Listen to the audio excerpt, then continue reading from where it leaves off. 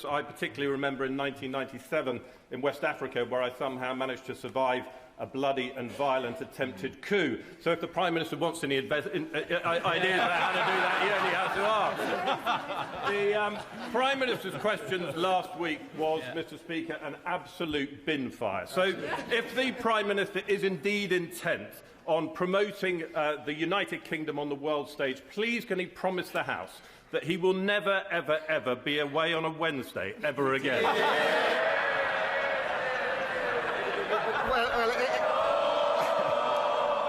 Well, it's always great to hear from the successor for Kwasi Kwarteng's constituency, Mr. Speaker. I'm very proud to represent our country on the world stage last week in COP, before that in NATO, and it's because of the reputation we've rebuilt over the last 15, 16 months that other countries now want to do trade deals with us and want to place their orders with us. Mr. Speaker, this morning on the BBC, the Health Secretary said there is a toxic culture in Downing Street that needs to change. He's right, isn't he? Mr. Speaker, my focus each and every day is on rebuilding and renewing our country.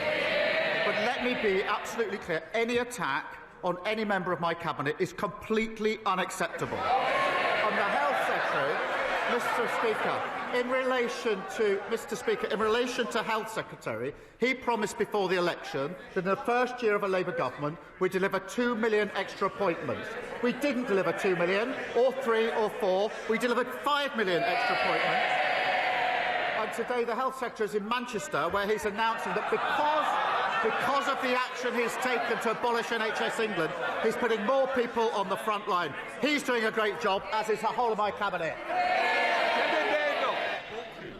Mr. Speaker, what we heard the Health Secretary say this morning was that he wants to cut waiting lists, but we all know that there's only one waiting list that he really wants to cut. But the Prime Minister is not going to do anything about the toxic culture. This is his responsibility. Just last night, his allies accused not just the Health Secretary, but the Home Secretary and even the Energy Secretary of launching leadership bids.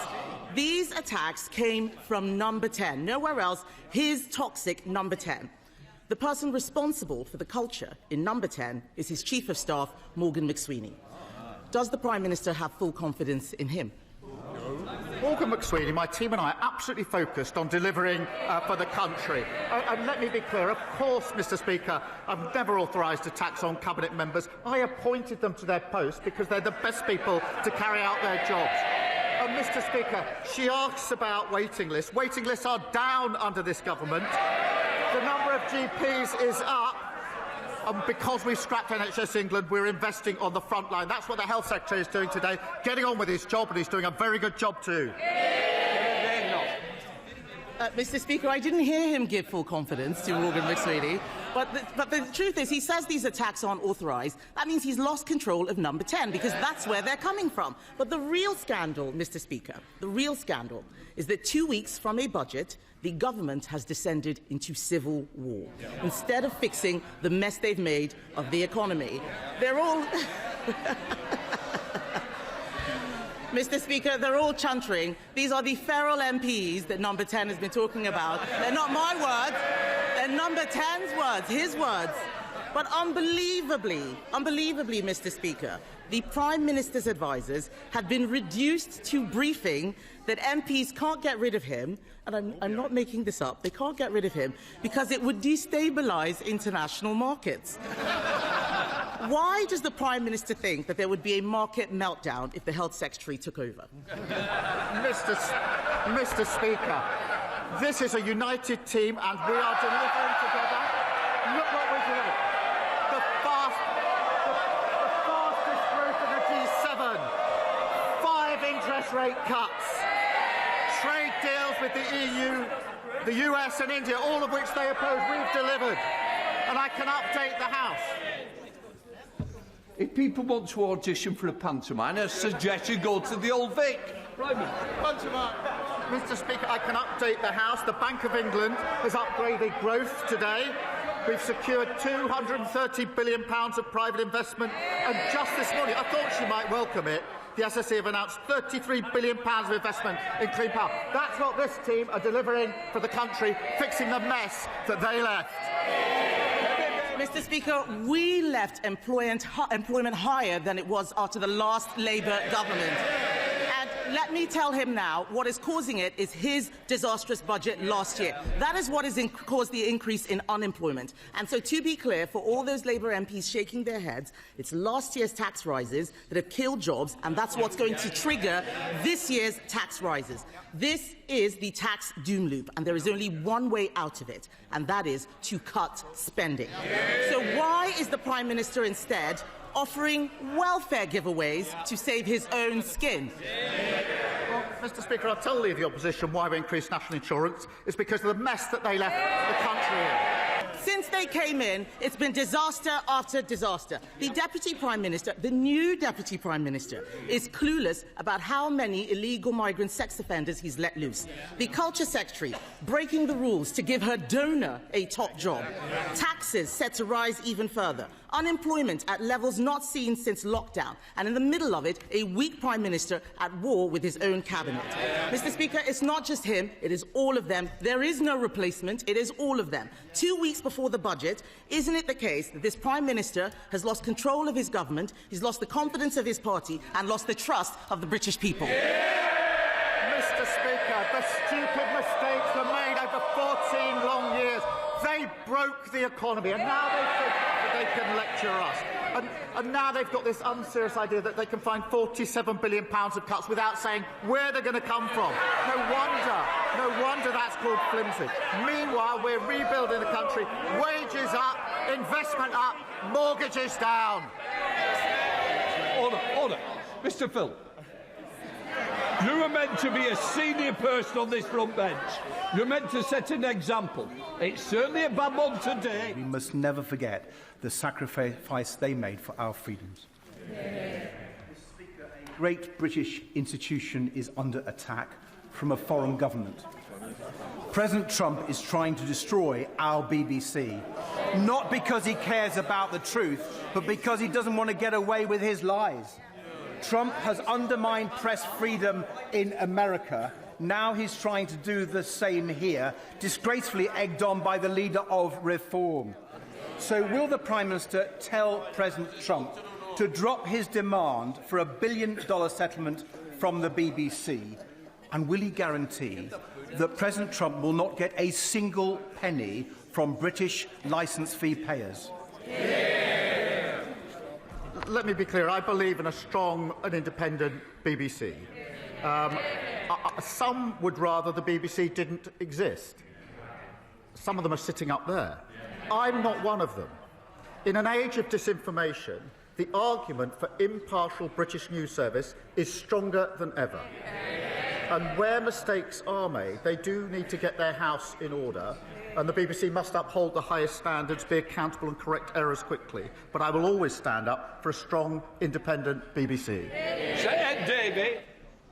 Mr. Speaker, the Prime Minister is right that the BBC's independence and impartiality are absolutely crucial. That's why we must stop President Trump from undermining them.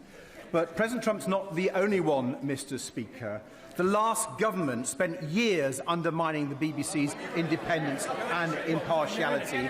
They put 2 Conservative cronies on the BBC board. One has had to resign, the other's still there, but he's been repeatedly accused of interfering in editorial decisions and staff appointments.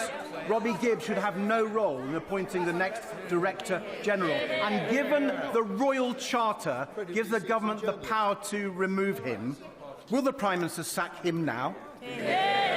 Mr. Speaker, I certainly agree with the comment that the last government undermined the work of the BBC. They undermined pretty well everything they did in 14 years. Mr. Speaker, I'm not going to go into the individual runnings of the BBC. I am a strong supporter of the BBC in the terms I've already set out. But while this Labour government is taking real action to support care leavers, a Reform councillor has disgracefully described children in care as downright evil. Will the Prime Minister... He said it. Will the Prime Minister, and I hope the whole House, join me in condemning Reform's vile rhetoric? And will he reassure us that this Labour government will continue to support the protections and opportunities for all our care leavers? Well, Mr. Speaker, November marks the first ever Care Leavers Month. and that is a time to recognise that every child deserves support to achieve their potential. And through our landmark Children's Wellbeing Bill, we're requiring every local authority to help care leavers find secure accommodation. It saddens me that the parties opposite voted against it. The comments about children in care being evil are utterly appalling. And now the member for Clacton has heard them. I'm sure he'll want to condemn them right now. Nigel Farage. Thank you, Mr. Speaker. No, I've only got 30 seconds. The